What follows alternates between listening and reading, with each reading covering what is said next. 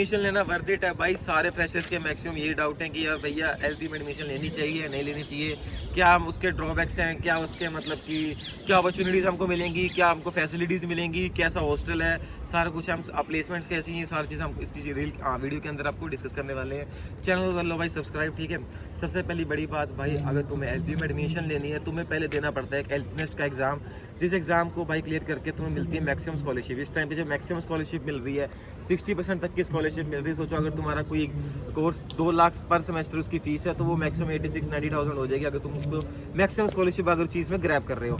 रही बात भैया प्लेसमेंट्स का क्या सीन रहता है, देखो अभी जो लेटेस्ट अगर मैं डेटा बताऊंगा इस, ठीक है, मजाक नहीं कर रहा हूँ, जो लेटेस्ट डेटा आ रहा है वो लेटेस्ट डेटा ये है कि 2025 में जो पिछले साल का डेटा है उसमें ये कह रहा है कि 2.5 CR का पैकेज लगा एक रोबोटिक्स एंड ऑटोमेशन के अंदर, ठीक है। पिछले साल के स्टूडेंट का लगा 2.5 CR का पैकेज। उससे जो नीचे वाला लगा वो लगा 1.03 CR का 1.03 CR का पैकेज लगा सेम रोबोटिक्स एंड ऑटोमेशन में, जो कि इलेक्ट्रॉनिक्स एंड इलेक्ट्रिकल इंजीनियरिंग के अंदर एक डोमेन है, ठीक है।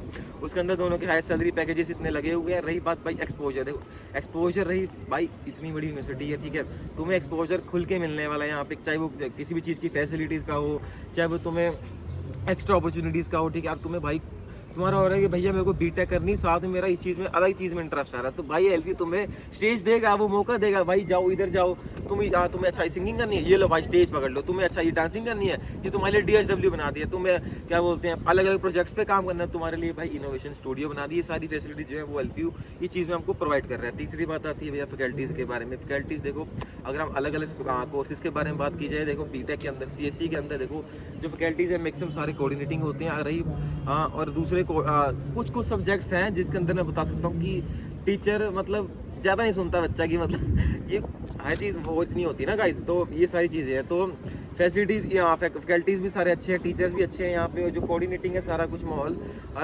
मैक्सिमम बात जो आती है रैंकिंग्स के बारे में, अगर मैं देखो मैंने भी रैंकिंग कहीं नहीं पढ़ी, मेरे को जो याद है, ठीक है, और डेटा कलेक्ट करने को रटी हुई है सारी रैंकिंग्स एलपीयू की, ठीक है। जो लेटेस्ट इसकी जो वर्ल्ड यूनिवर्सिटी रैंकिंग चल रही है वो चल रही है भाई 5th नंबर पे, ठीक है। NRF रैंकिंग या तो 48th नंबर पे इसकी चल रही है NRF रैंकिंग, और इसकी वर्ल्ड यूनिवर्सिटी रैंकिंग चल रही है 5th नंबर पे among all government and private institutes in India. और इसकी जो इम्पैक्ट रैंकिंग चल रही है ना वर्ल्ड वाइड, इम्पैक्ट रैंकिंग भाई इसकी चल रही है 2025 का डेटा बता रहा हूँ ये मैं। इम्पैक्ट रैंकिंग भाई इसकी चल रही है 2nd नंबर पे, इम्पैक्ट रैंकिंग, सोच रहे हो।